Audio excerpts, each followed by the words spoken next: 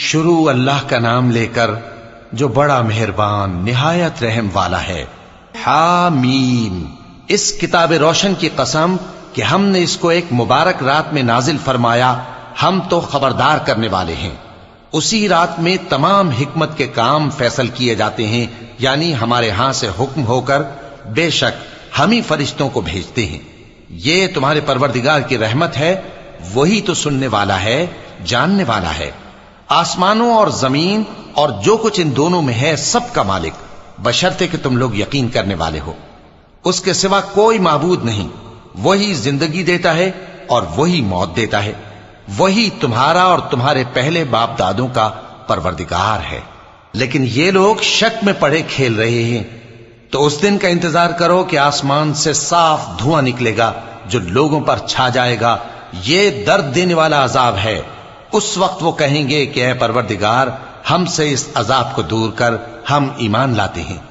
اس وقت ان کو نصیحت کہاں مفید ہوگی، جبکہ ان کے پاس پیغمبر آ چکے جو ہمارے احکام کھول کر بیان کر دیتے تھے۔ پھر انہوں نے ان سے منہ پھیر لیا اور کہنے لگے، یہ تو سکھایا پڑھایا ہوا ہے، دیوانہ ہے۔ ہم تو تھوڑے دنوں عذاب ٹال دیتے ہیں مگر تم پھر کفر کرنے لگتے ہو۔ جس دن ہم بڑی سخت گرفت کریں گے تو بے شک انتقام لے کر چھوڑیں گے۔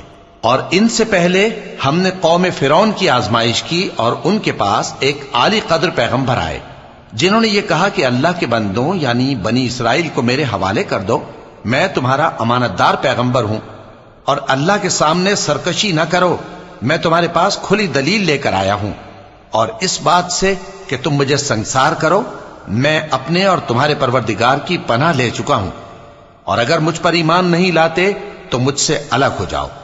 تب موسیٰ نے اپنے پروردگار سے دعا کی کہ یہ نافرمان لوگ ہیں۔ اللہ نے فرمایا کہ اچھا، میرے بندوں کو راتوں رات لے کر چلے جاؤ، اور فرعونی ضرور تمہارا تعاقب کریں گے، اور سمندر سے کہ ٹھہرا ہوا ہوگا پار ہو جانا، تمہارے بعد وہ پورا لشکر ڈبو دیا جائے گا۔ وہ لوگ بہت سے باغ اور چشمے چھوڑ گئے، اور کھیتیاں اور نفیس مکان اور آرام کی چیزیں جن میں وہ عیش کیا کرتے تھے۔ اسی طرح ہوا، اور ہم نے دوسرے لوگوں کو ان چیزوں کا مالک بنا دیا۔ پھر ان پر نہ تو آسمان اور زمین کو رونا آیا اور نہ ان کو مہلت ہی دی گئی، اور ہم نے بنی اسرائیل کو ذلت کے عذاب سے نجات دی، یعنی فرعون سے، بے شک وہ سرکش اور حد سے نکلا ہوا تھا، اور ہم نے بنی اسرائیل کو اہل عالم میں سے علم کی بنیاد پر چنا تھا، اور ان کو ایسی نشانیاں دی تھیں جن میں کھلی آزمائش تھی۔ یہ لوگ یہ کہتے ہیں کہ ہمیں صرف پہلی دفعہ یعنی ایک بار مرنا ہے اور پھر اٹھنا نہیں، پس اگر تم سچے ہو تو ہمارے باپ دادا کو زندہ کر لاؤ۔ بھلا یہ اچھے ہیں یا تبا کی قوم اور وہ لوگ جو ان سے پہلے ہو چکے ہیں؟ ہم نے ان سب کو ہلاک کر دیا، بے شک وہ گناہگار تھے۔ اور ہم نے آسمانوں اور زمین کو اور جو کچھ ان میں ہے اس کو کھیل کے لیے نہیں بنایا، ان کو ہم نے تدبیر سے پیدا کیا ہے، لیکن اکثر لوگ نہیں جانتے۔ کچھ شک نہیں کہ فیصلے کا دن ان سب کے جی اٹھنے کا وقت ہے، جس دن کوئی دوست کسی دوست کے کچھ کام نہ آئے گا اور نہ ان کو مدد ملے گی مگر جس پر اللہ مہربانی کرے۔ بے شک وہی غالب ہے، بڑا مہربان ہے۔ بلا شبہ تھوہر کا درخت گناہگاروں کا کھانا ہوگا، جیسے پگھلا ہوا تانبا۔ وہ تھوہر پیٹوں میں اس طرح کھولے گا جس طرح گرم پانی کھولتا ہے۔ حکم دیا جائے گا کہ اس کو پکڑ لو اور کھینچتے ہوئے دوزخ کے بیچوں بیچ لے جاؤ، پھر اس کے سر پر کھولتا ہوا پانی اونڈیل دو کہ عذاب پر عذاب ہو۔